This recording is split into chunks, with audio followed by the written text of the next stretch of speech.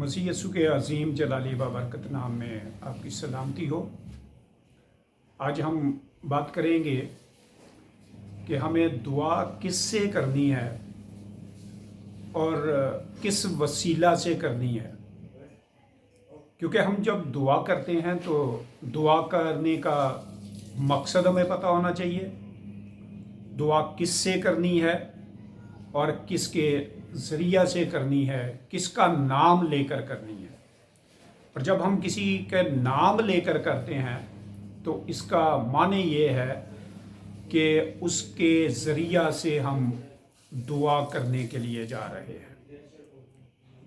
तो आए हम आज देखेंगे कि रसूलों को भी जो है ना इस बात की ज़रूरत पेश आई कि वो खुदावंद यीशु मसीह से पूछें कि हमें दुआ किस तरह से करनी चाहिए। हम बाज़ औक़ात जो है वो समझते हैं कि हम जो कुछ कहते हैं, जिस तरह से दुआ करते हैं, वही एक बेहतर तरीका है। लेकिन बाइबल हमें सिखाती है कि हमें सीखना है, दुआ करने का तरीका भी सीखना है, दुआ किससे करनी है ये भी सीखना है, और कौन हमें सिखा सकता है ये भी हमने जानना और सीखना है। हम खुदा के ज़िंदा कलाम में से देखेंगे, अंजील मुक़द्दस में से लूका की मार्फत से अंजील, उसका पहला बाब और उसका 11वां बाब और उसकी पहली आयत इस तरह से है। फिर ऐसा हुआ कि वो किसी जगह पर दुआ कर रहा था। जब कर चुका तो उसके शागिर्दों में से एक ने उससे कहा, ऐ खुदावंद, जैसा यूहन्ना ने अपने शागिर्दों को दुआ करना सिखाया, तू भी हमें सिखा। तो यहाँ पर हमें नज़र आता है कि शागिर्दों ने इस बात को जाना और समझा कि हमें ज़रूरत है कि हम जो दुआ करते हैं उसका तरीक़ाकार हमें पता हो। क्योंकि उन्होंने, मैं समझता हूँ, मैं ये जानता हूँ कि जब मसीह यीशु दुआ कर रहे थे, अपने बाप के सामने दुआ में थे, तो वहाँ पर हमें जो है वो नज़र आता है कि कुछ उन्होंने देखा है, उन्होंने कुछ महसूस किया है कि तरीक़ाकार दुआ का क्या है, और उन्होंने भी ये समझा कि हमें भी जानना चाहिए, हमें समझना चाहिए। तब वो मसीह यीशु से दरख्वास्त करते हैं और मसीह यीशु बड़े वाज़िया तरीके से फिर उनको सिखाते हैं। हम अक्सर और पेशतर दुआ करते हुए अपने बाप को तो मुखातब कर लेते हैं, और ज़्यादातर जब दुआ किए करने वालों को हम देखते हैं दुआ कर रहे होते हैं, हम खुदा के हजूर में झुकते हैं, तो हम ज़्यादातर अल्फाज जो इस्तेमाल करते हैं वो खुदावंद के, मालिक के, परवरदिगार के, आसमान और ज़मीन के खुदा के। लेकिन हम उसको बाप कहते हुए शायद घबरा जाते हैं, शायद हमारे गुनाह हमें नज़र आना शुरू हो जाते हैं, हम अपने आप को गुनाहगार तस्लीम करना शुरू कर देते हैं, तो हम उसको बाप कहने की जुर्रत शायद नहीं करते, जो हमें उसको बाप कहकर पुकारना चाहिए, जो मसीह यीशु ने हमें सिखाया। लेकिन इसके पीछे भी एक बहुत बड़ी वजह है कि हम क्यों नहीं करते, कि हमें डर होता है कि पता नहीं हमारे गुनाह माफ़ हुए हैं कि नहीं।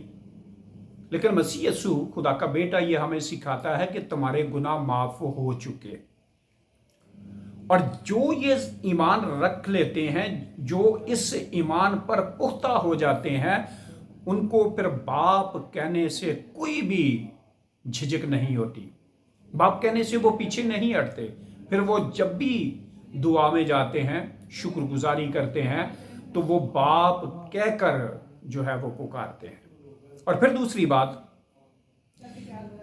कि वो यहाँ तक ईमान को जान चुके हैं और पहचान चुके हैं कि जिसके वसीला से हमें बाप कहने की जुर्रत हुई है, जिसके वसीला से हम बाप कहकर पुकारते हैं, जब हमने बाप के सामने जाना है, अपने आप को रास्त ठहरा कर, अपने आप को रास्तबाज जानकर खुदा के पास जाना है और उसे बाप कहना है, तो ज़रूरी है कि जो हमारा फिदिया देने वाला है, हम उसके नाम से उससे दुआ करें।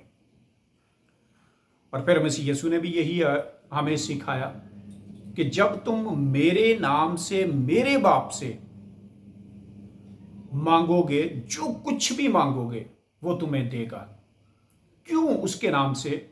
इसलिए कि जब वो हमारा फिदिया देने वाला है, वो हमारा कफारा देने वाला है, वो हमें गुनाह और मौत से आज़ाद करके पाक ठहराने वाला है। जब उसके नाम से हम उसके हजूर में जाएंगे तो हमें किसी चीज़ की परेशानी नहीं होगी।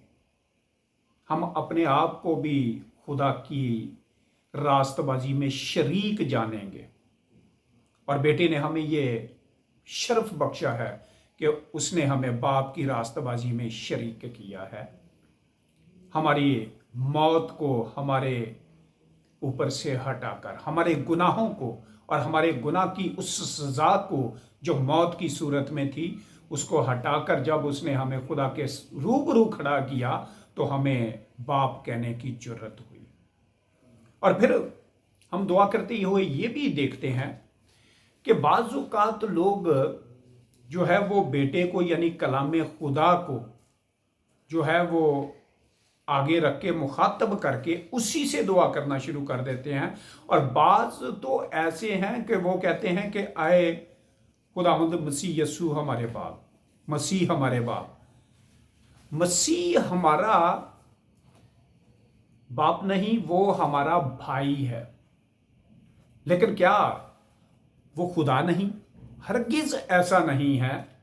लेकिन जब हम मसीह की बात करते हैं, यीशु मसीह की बात करते हैं, तो वो खुदा का कलाम है जो खुदा की सूरत में और खुदा है। लेकिन जब वो जिस्म में आया तो जिस्म के इतबार से वो हमारा भाई बना, और जिस्म के इतबार ही से वो हमारा भाई बन के हमारे फिदिया देने के मुतरादिफ ठहरा। उसी तौर पर उसने हमारा फिदिया दिया, और जब उसने फिदिया दिया तो वो कलाम खुदा जो खुदा है, जो ज़ात में खुदा है, उसमें उसने शरीक करके फिर उसने हमें बाप के सामने पेश किया, मुखातब किया, और हमें बाप की मेरास में शामिल किया। इस सूरत में हम जब दुआ करते हैं तो कलाम खुदा को, मसीह यीशु को साथ लेकर उसमें होकर बाप के सामने पेश होते हैं और उसके नाम से मांगते हैं। और मांगते किससे हैं? कादरे मुतलक बाप से, जो आसमानों के आसमानों में मौजूद है, जो आलमे बाला पर मौजूद है। हम उससे मांगते हैं और खुदावंद मसीह यीशु के नाम से मांगते हैं। हम अपनी दुआओं पर, अपनी मुनाजातों पर गौर करें कि हम किस से मांगते हैं, किसके नाम से मांगते हैं, और हमें इसी तरह से जो है वो खुदा से मांगना चाहिए। हम आगे भी फर्दन जो है वो देखेंगे कि नबी जो है वो जब दुआ करते थे नबियों के ज़माना में, तो आम लोग जो हैं वो किस तरह से दुआ करते थे, और जब खुदा से मुखातब होना होता था, खुदा से मुनाजात अपनी पेश करनी होती थी, वो नबियों का ज़रिया ढूंढते थे, काहिनों का ज़रिया ढूंढते थे। सरदार काहिनों को जो है वो अपनी मुनाजात खुदा के हजूर में पेश करने के लिए कहते थे। खुदा का एक तरीक़ाकार था जो वो अपने लोगों को अपने नज़दीक आने का मौका देता था। और फिर हम ये भी बात करेंगे कि हमें जब खुदा के घर में जाना है तो खुदा की पाकीज़गी को भी मानूस खातिर रखना है। हम दो पहलू इसमें से आगे जो है वो देखेंगे कि हम जब खुदा के घर में जाते हैं तो हमें किस हालत में जाना है, और दूसरा कि जो नबियों के दौर में और पुराने अहद के दौर में जो दुआ का तरीक़ाकार था वो क्या था। हम दो पहलुओं पर अगले व्लॉग में बात करेंगे। और मैं आपसे दरख्वास्त करूंगा कि अगर आपको ये वीडियो अच्छी लगी है तो आप इस पर कमेंट्स करें, इसको शेयर करें, ताकि खुदा का कलाम बहुत सारी ज़िंदगियों तक पहुंच सके। जो कलाम के सुनने वाले हैं, जो खुदा के कलाम को सुनना चाहते हैं और अमल करना चाहते हैं, ताकि खुदा का कलाम तरक्की करे और आपको भी बरकत मिले। मसीह यीशु के नाम में आमीन, आमीन, हालेलुया।